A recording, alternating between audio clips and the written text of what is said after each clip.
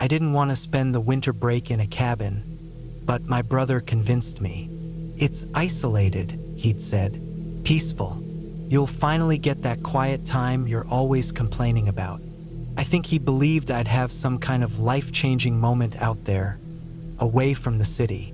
I was skeptical, but it was hard to argue with the lure of fresh air and silence.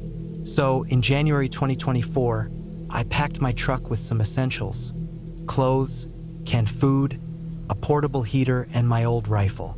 I wasn't expecting trouble, but the rifle was just a precaution. The cabin was deep in the woods of northern Maine, about 20 miles from the nearest town. My brother had gotten it on a short-term lease through someone he knew, a good deal for an entire month. It was small but sturdy. A single room with a wood stove, a small bed, a kitchen counter, and a table with 2 chairs. There was no running water, but there was a well just a few yards away.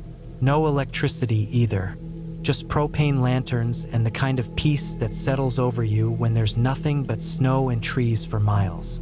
The first few days were uneventful. I chopped wood, read some old paperback novels I'd brought, and scribbled in my journal when I felt inspired.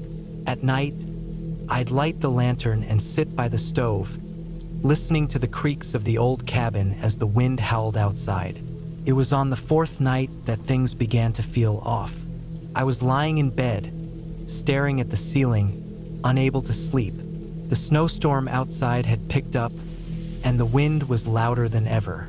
At first, I thought it was the wind, but then I realized the sound was different. A crunching noise, like boots on fresh snow.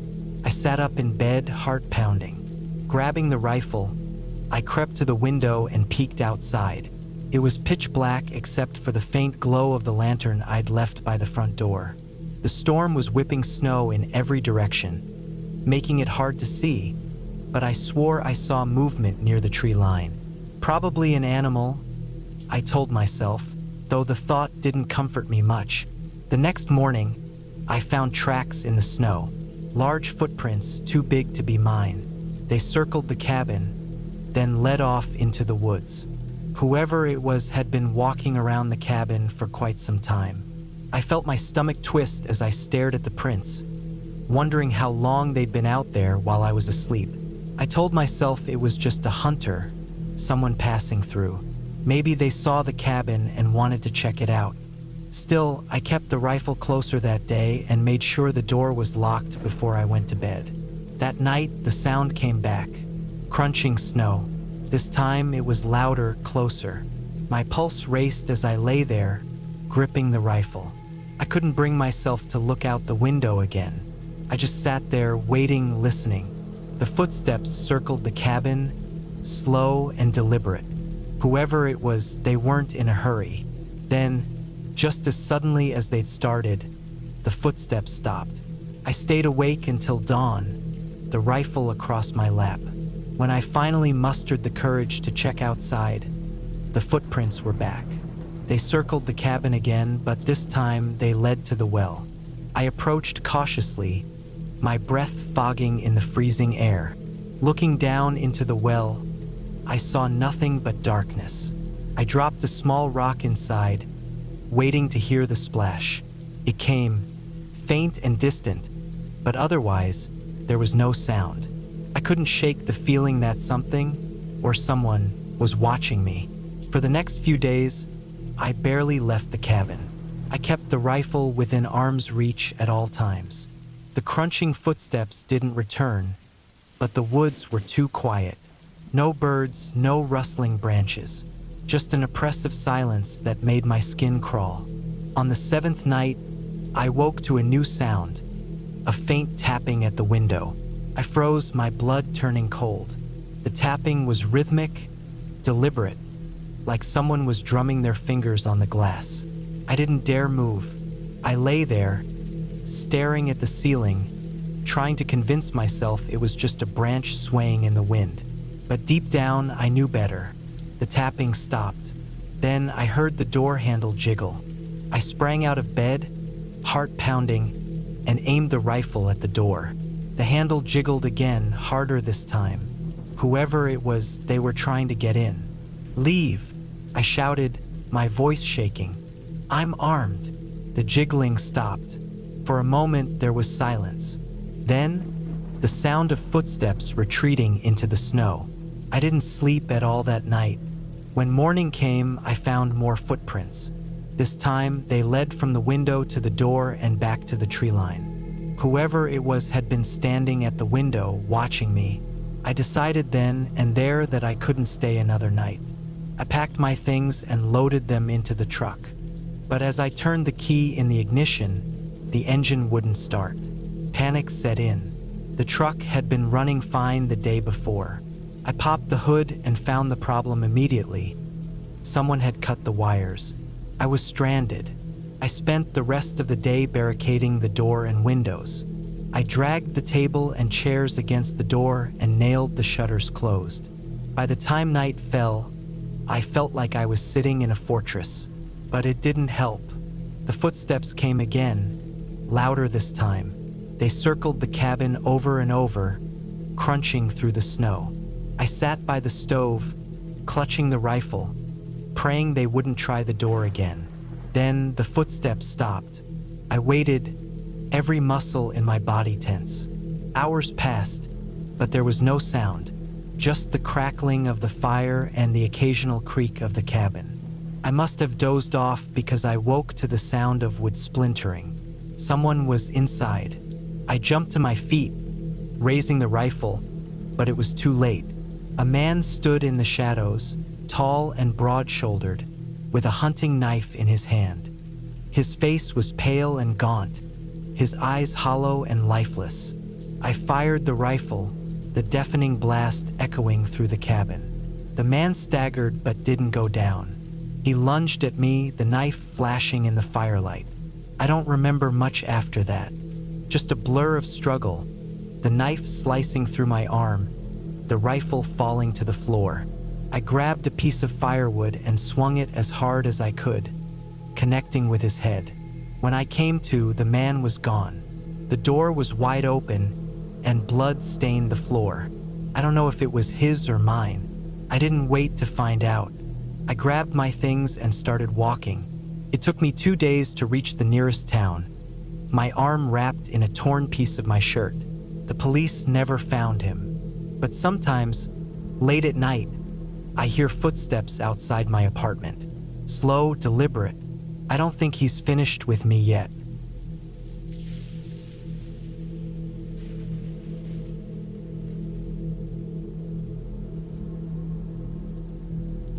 It was 1987 when I found myself in a place I never thought I'd end up.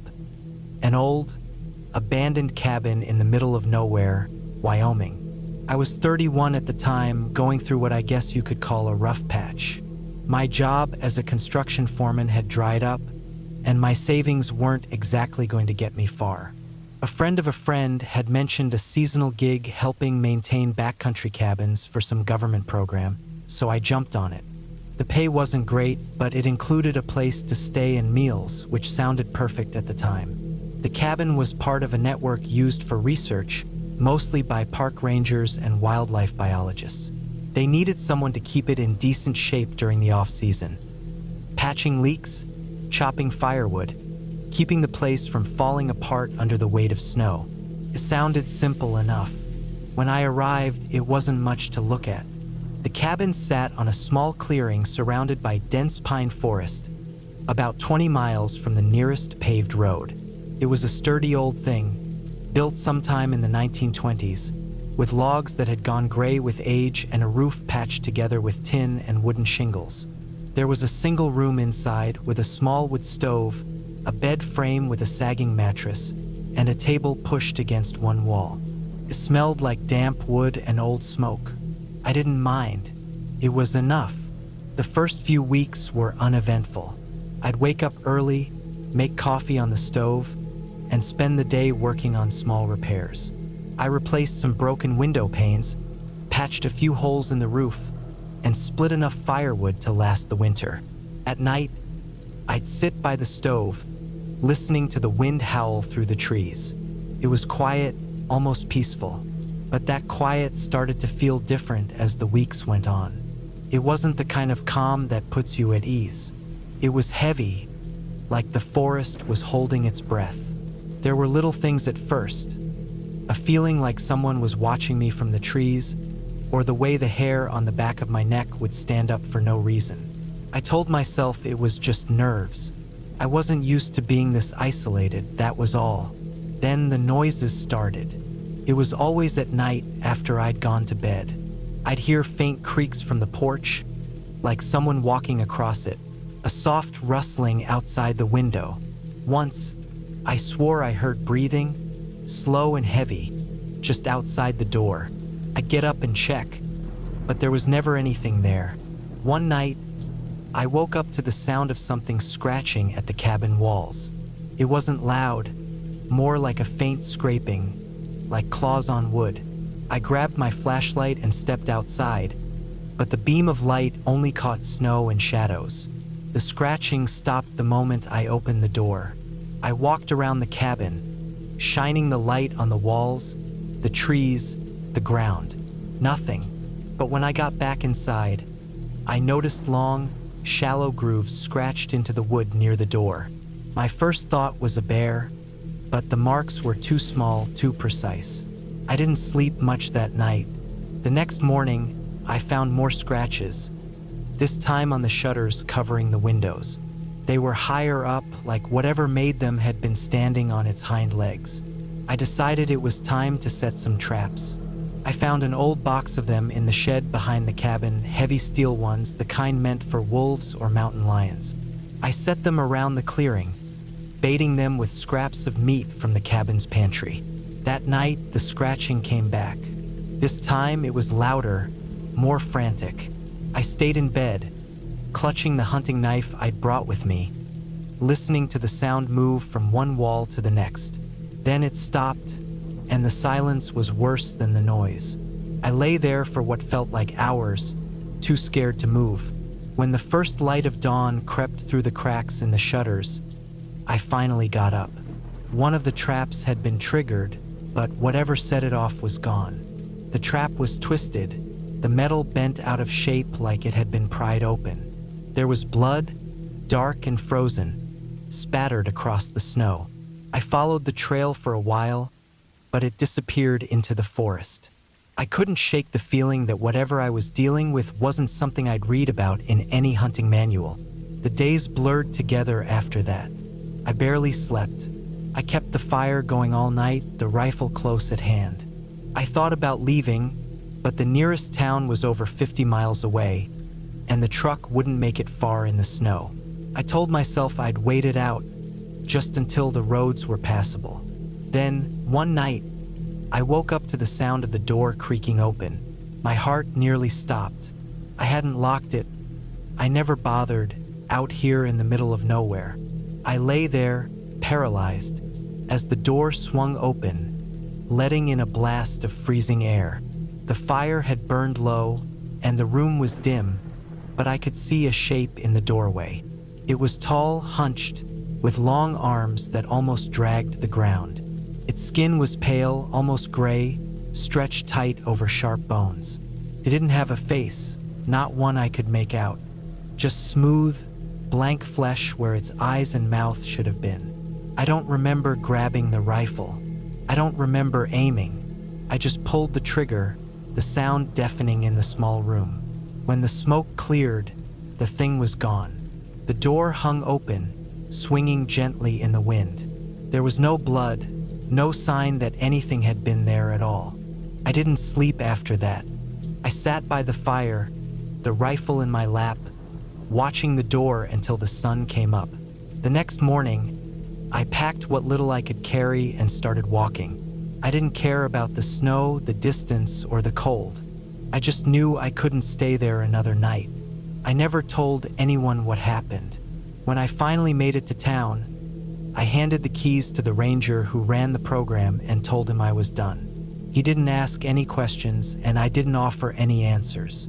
Years later, I still think about that cabin. I'll see it sometimes in my dreams, the door slowly creaking open, that thing standing in the doorway. I don't know what it was or why it came for me, but I do know one thing: I'll never go back to the woods again.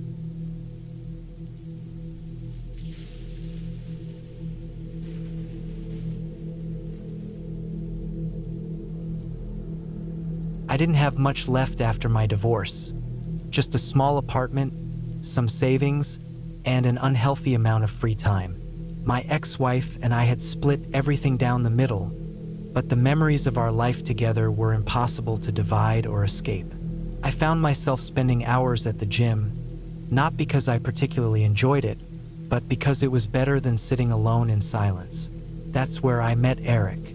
Eric was a few years older than me, maybe mid-40s, and in much better shape. He had that calm, confident demeanor that made people naturally gravitate toward him. Over a few months, we started chatting after workouts, sharing bits and pieces about our lives. Like me, he'd gone through a messy divorce a couple of years back, but he seemed to have come out of it stronger. One evening, Eric brought up the idea of a weekend getaway. "There's this cabin I used to rent when I needed to clear my head," he'd said. "It's way out in the woods. No cell service, no distractions. Just peace and quiet." I wasn't sure at first. Spending a weekend in the middle of nowhere with a guy I only knew from the gym felt odd. But Eric was easy to talk to, and the idea of getting away from the city sounded appealing. So I agreed. We set off early Saturday morning. Eric drove his old pickup, loaded with a cooler, some camping gear, and a rifle just in case. The cabin was about 3 hours from town, tucked away in a remote part of the national forest. The road to the cabin was rough, little more than a dirt path that wound through dense trees. It felt like we were driving into another world. When we finally arrived, I was surprised at how rustic the place was. The cabin was small, made of weathered wood, with a tin roof that looked like it had seen better days. There was no electricity, just a wood-burning stove and a few oil lamps. "This is it," Eric said as he grabbed the gear from the truck. "Simple, but it does the job." I helped him unload, and we spent the afternoon chopping wood, setting up a fire and settling in. The air was crisp, and the silence was almost unnerving.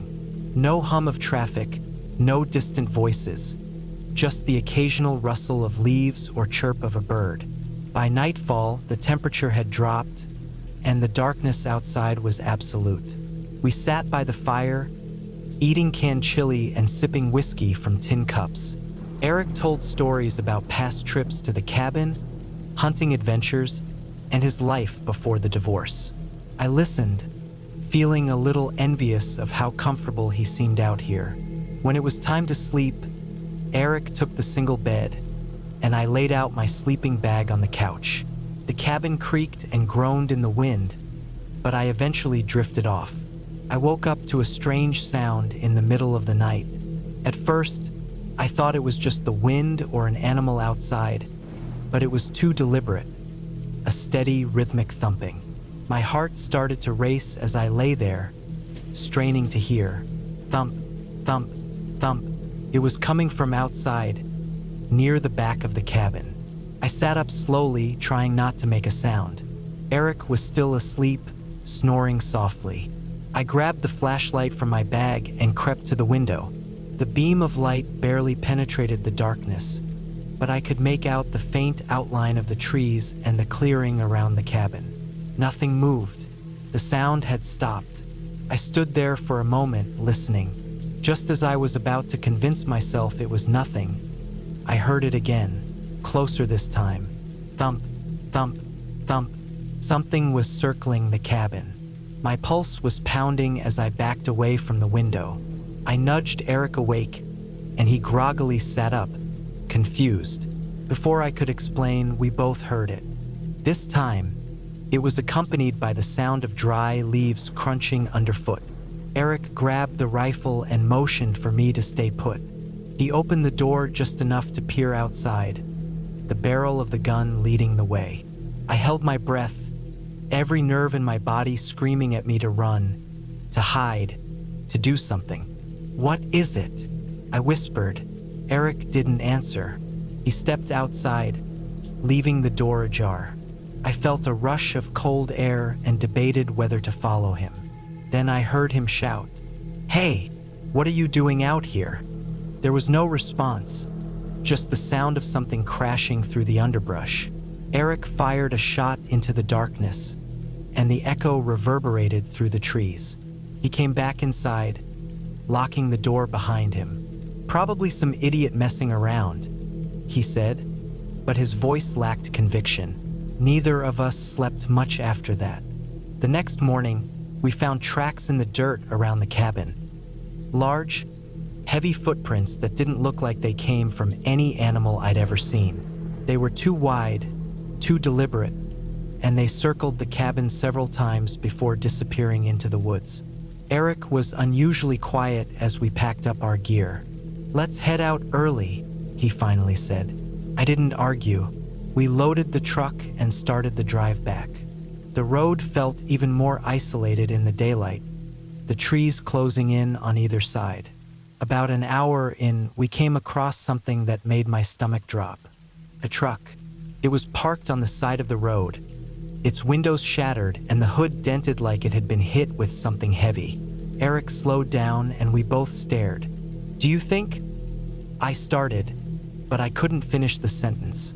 Eric didn't answer. He just kept driving, faster now, his eyes flicking to the rearview mirror. When we got back to town, Eric dropped me off at my apartment.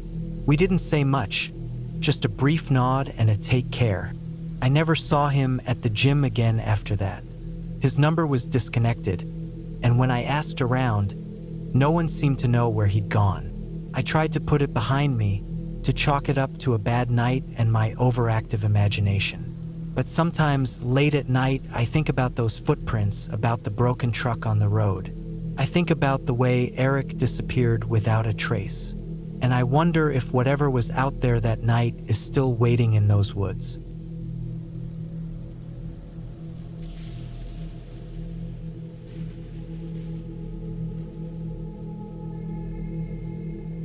I was 25 years old when my dad's friend, Tom, invited me to his cabin in northern Minnesota.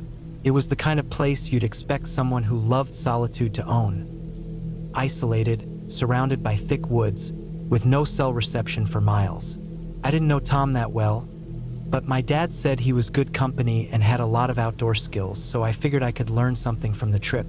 It was late October, the kind of time when the woods are bare, the nights are cold, and the wind carries a bite that reminds you winter isn't far off.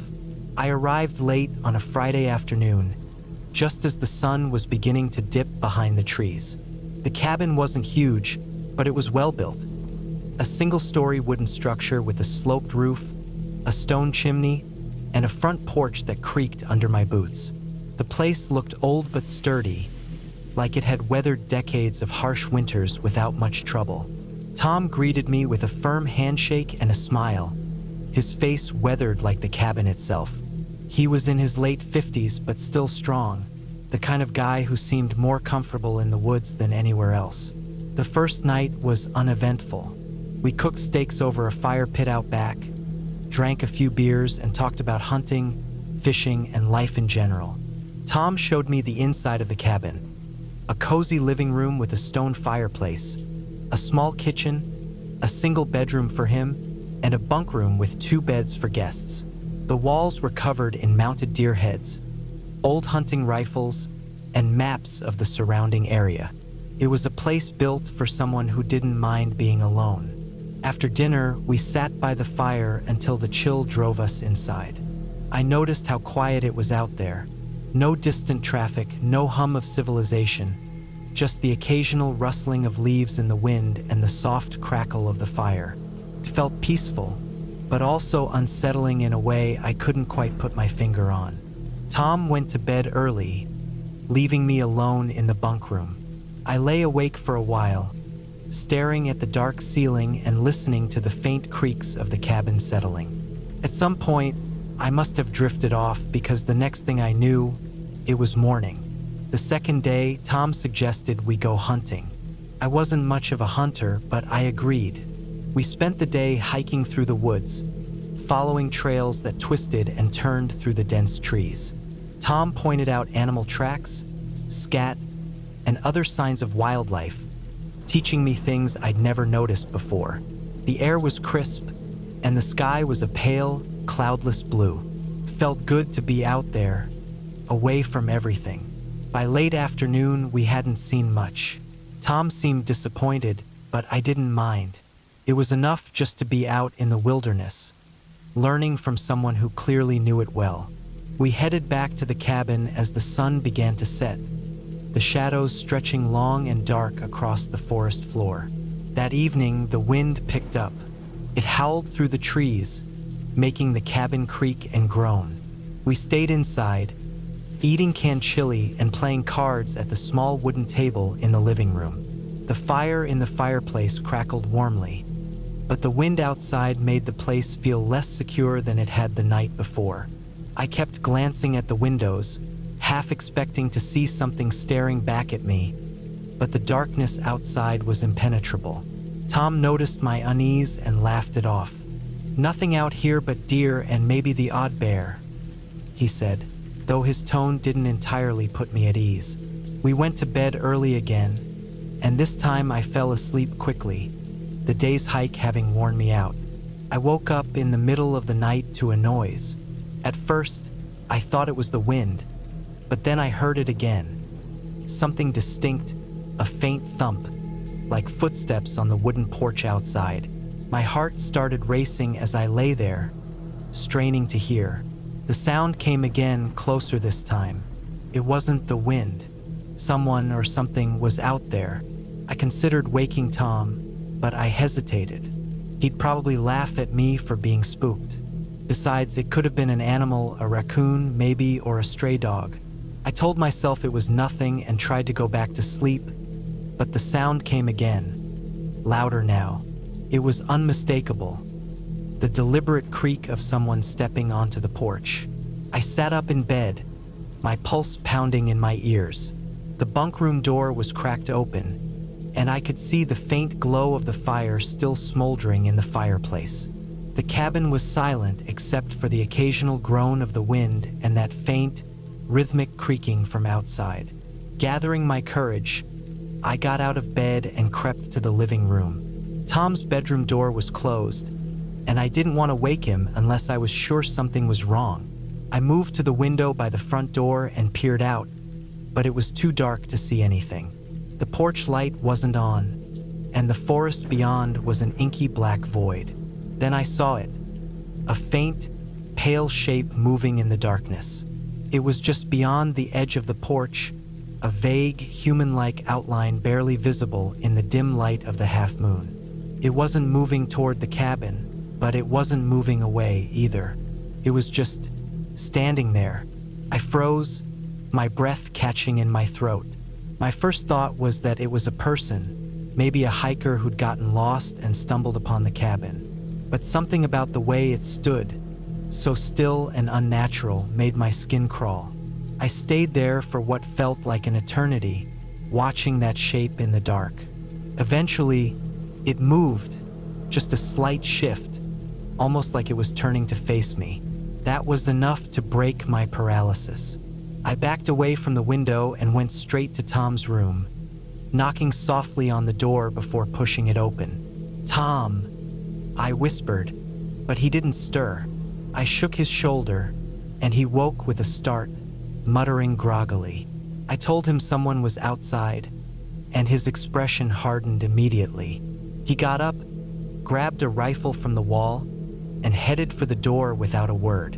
I followed, my heart in my throat.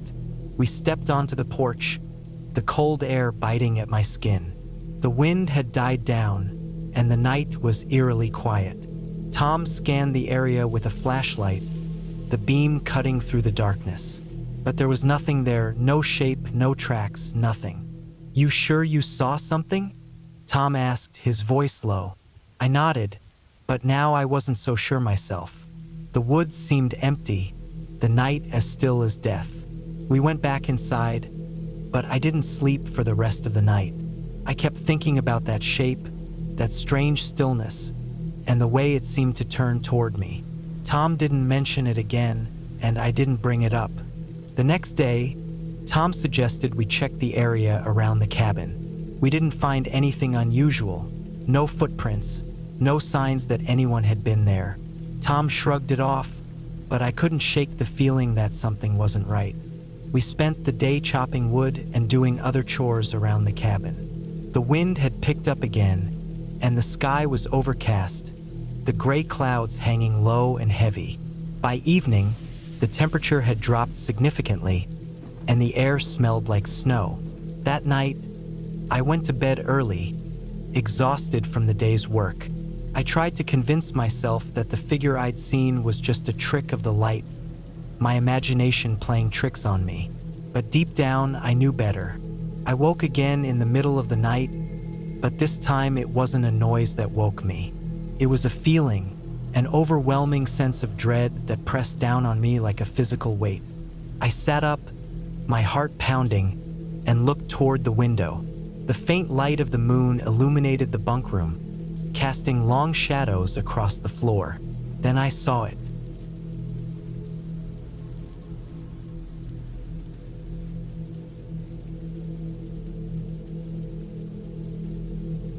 It was a late October evening, and the rain was coming down in sheets, hammering against the windshield as I steered my old truck up the winding, muddy road toward the cabin. The place belonged to a family friend who rarely used it anymore, but they had graciously offered it to me for a weekend getaway. I was exhausted from work, and I thought some solitude in the woods would help me recharge. The cabin sat in the middle of a dense forest in upstate Maine, far from any town or neighbor. I hadn't been there in years, but I remembered it as small, cozy, and isolated. Exactly what I wanted. The road was rougher than I'd expected, washed out in places from the rain. My headlights struggled to cut through the darkness and the relentless downpour. Branches scraped against the sides of the truck as I crawled up the final stretch of the road, feeling my tires slip in the mud more than once. Finally, the cabin came into view, barely visible through the rain and trees. It was a single-story structure with a sloped roof and a wraparound porch, its wooden exterior weathered by years of harsh winters and storms. I parked the truck as close as I could to the front door and killed the engine. The silence that followed was deafening, broken only by the sound of the rain and the occasional creak of a tree bending under the wind. I grabbed my bag from the passenger seat, pulled my hood tight against the rain, and hurried to the front door. The key was hidden in the usual spot, under the flower pot beside the steps. The pot was filled with rainwater, and I had to fish around blindly for the key, my fingers cold and numb by the time I found it. The cabin smelled damp and unused when I stepped inside. I fumbled for the light switch near the door, and a single overhead bulb flickered to life. The interior was just as I remembered it. Wood-paneled walls, a stone fireplace, a worn sofa and armchair, and a small kitchen tucked into the corner. There was a hallway leading to the bedroom and bathroom, and a door near the kitchen that opened onto the back porch. I locked the front door behind me and set my bag down on the couch. The first thing I noticed was how cold it was inside. I went to the fireplace and checked the stack of firewood beside it. The logs were dry, and I found some kindling and matches in a tin box on the hearth. It took me a few tries to get the fire going, but once it caught, the warmth and light began to fill the room. I sank into the sofa, letting out a long breath. Outside, the rain continued to pound against the roof and windows, and the wind howled through the trees. I had no plans for the weekend other than to relax. I'd brought a book and some snacks, but mostly I just wanted to sit by the fire and do nothing. I didn't even bother unpacking my bag. Instead, I pulled a blanket over my legs and stared into the flames, listening to the storm outside. The sound was oddly soothing, and I felt myself start to doze off. I woke up with a start sometime later, unsure of how long I'd been asleep. The fire had burned down to embers, and the cabin was dark except for the faint glow from the fireplace. I reached for my phone to check the time, but it was dead. I cursed under my breath, realizing I'd forgotten to charge it before I left. The room felt colder than before, and I could hear the rain still coming down hard outside. Something about the atmosphere felt off. I couldn't put my finger on it, but the hair on the back of my neck stood up. I got up to stoke the fire, adding a few more logs until the flames roared back to life. The warmth helped, but I still felt uneasy. I chalked it up to being alone in a strange place and tried to shake the feeling. I decided to check the locks on the doors and windows just to reassure myself. Everything was secure, but when I reached the back door, I noticed muddy footprints on the porch just outside the glass. They were faint, half washed away by the rain, but they were definitely there, large, booted prints leading up to the door and then back toward the woods. My stomach dropped. I hadn't seen anyone on the road or around the cabin, and the thought of someone walking around out here in this weather made no sense. I tried to convince myself that the prints could have been old, left over from the last time someone had used the cabin. Maybe the rain had uncovered them, but deep down I didn't believe that. I locked the back door and pulled the curtain across the glass. Then I went back to the living room and grabbed the fireplace poker, holding it tightly as I sat down on the couch. I listened for any sounds other than the rain and wind, but the storm drowned out everything else. My heart was racing, and I couldn't shake the feeling that I was being watched. Hours passed. I stayed awake, staring into the fire and gripping the poker until my knuckles ached. The storm showed no signs of letting up, and I felt trapped. Every creak of the cabin made me jump, and my mind conjured images of someone lurking just outside, waiting for the right moment to break in. At some point, I must have dozed off again, because I woke to the sound of something banging against the side of the cabin. It was loud and deliberate, not the random noise of the wind or rain. I shot up from the couch, the poker still in my hand, and listened. The banging came again, this time closer to the front door. My pulse was pounding in my ears as I crept toward the door, trying to stay silent. Through the peephole, I saw nothing but darkness and rain. I waited, my breath shallow, but the banging didn't come again. Instead, I heard footsteps, heavy and slow, circling the cabin. I moved to the window, careful to stay out of sight, and peered through the edge of the curtain. In the faint light from the porch, I saw a figure moving through the rain. They were tall and broad-shouldered, wearing a hooded jacket that obscured their face. They stopped near the edge of the porch, just out of the light, and stood there for what felt like an eternity. Then they turned and walked back into the woods. I didn't sleep for the rest of the night. I sat by the fire, clutching the poker and listening for any sign of the intruder's return. The rain finally let up just before dawn, and the pale light of morning filtered through the windows. When I stepped outside to check the porch, the muddy footprints were still there, along with deep gouges in the wooden railing, marks that looked like they'd been made with a knife. I packed my things and left the cabin that morning, driving back down the muddy road without looking back. I never told the owner what happened, and I've never gone back. But sometimes, on rainy nights, I still hear those footsteps circling the cabin in my dreams. And I wonder if whoever was out there that night is still waiting in the woods, watching.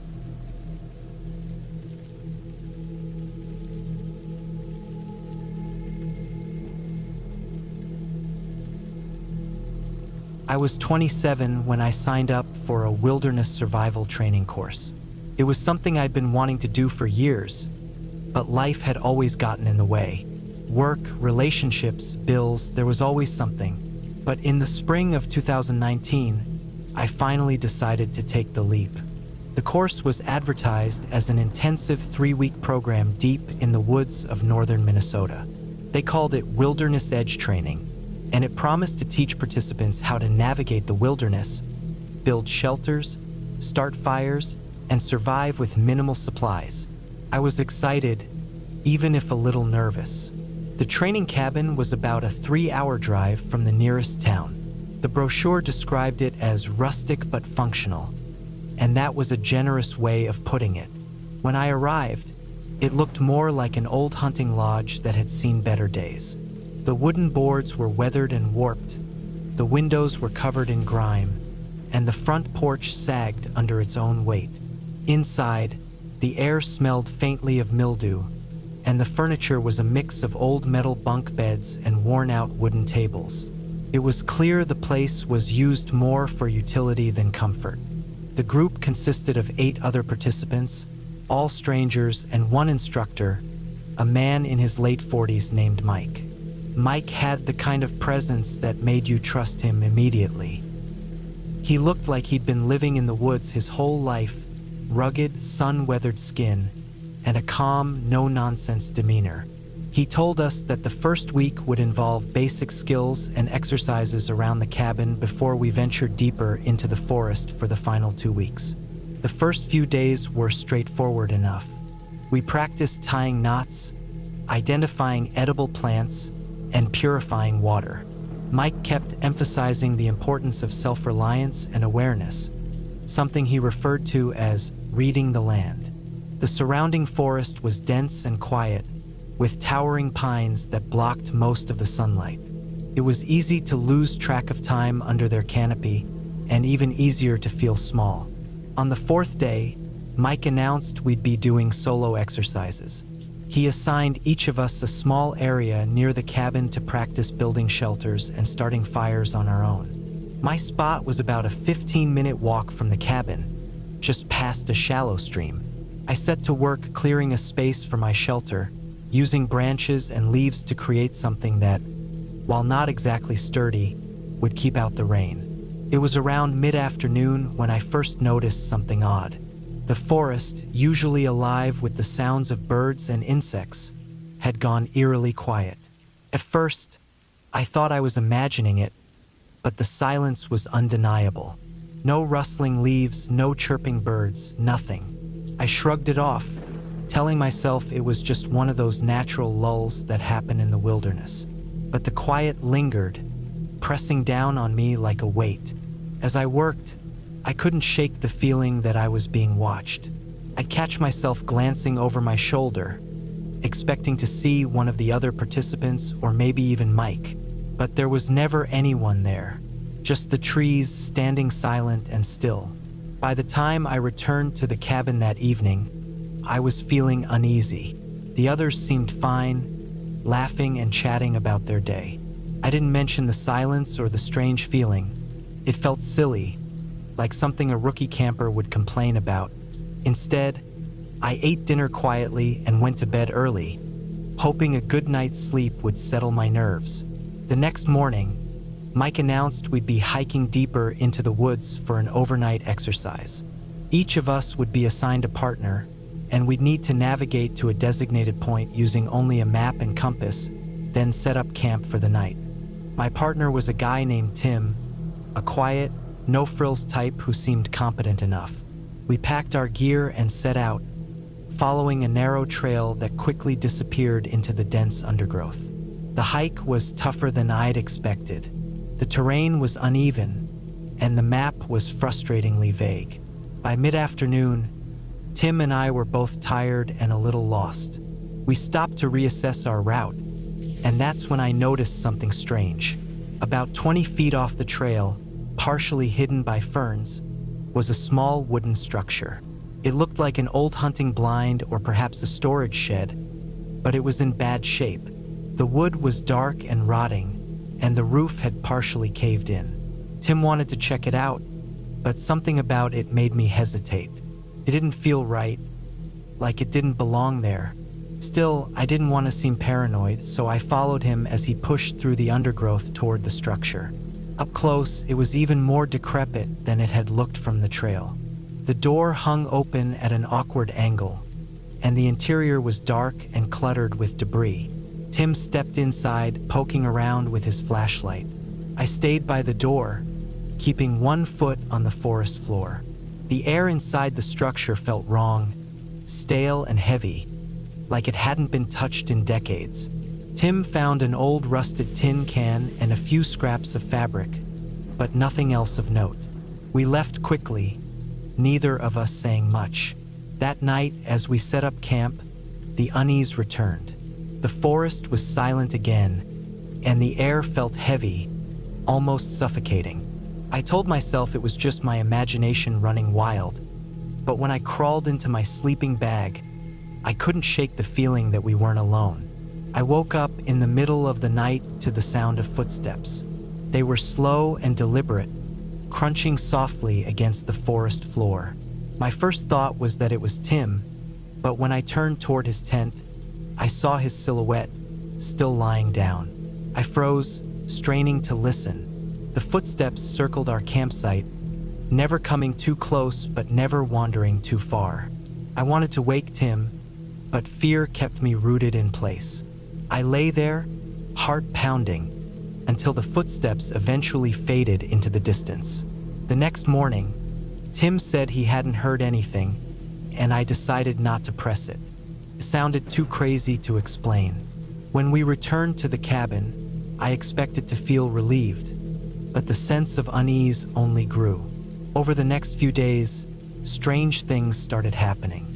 Food supplies went missing, replaced by random objects like rocks or sticks. One night, a pile of leaves was found neatly arranged on the porch, as if someone or something had left them there intentionally. Mike dismissed it all as pranks or wildlife, but I could tell he was uneasy. His usual calm demeanor was slipping, and he started keeping a rifle close at hand. The other participants were on edge too, whispering among themselves and keeping their distance from the forest. On the final night of the course, I woke up to a loud crash. It came from the direction of the storage shed behind the cabin. Mike and a few others rushed out to investigate, and I followed reluctantly. When we reached the shed, the door was hanging off its hinges, and the inside was completely trashed. Cans, tools, and supplies were scattered everywhere, but there was no sign of what had caused the damage. That's when we found the footprints. They were human, but larger than any I'd ever seen, and the spacing suggested whatever made them was incredibly tall. They led from the shed into the forest, disappearing into the darkness. We didn't sleep that night.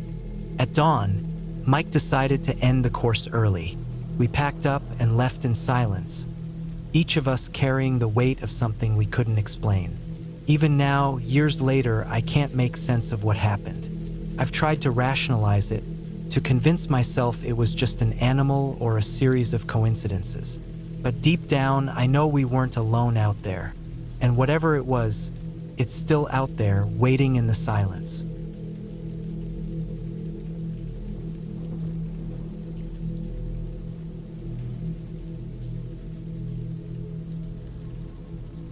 It was the summer of 2019, and I had been feeling worn out from the daily grind in the city. The constant noise, traffic, and stress of my job were weighing heavily on me, and I needed an escape. I decided to rent a cabin deep in the woods for a week. It seemed like the perfect way to disconnect and recharge.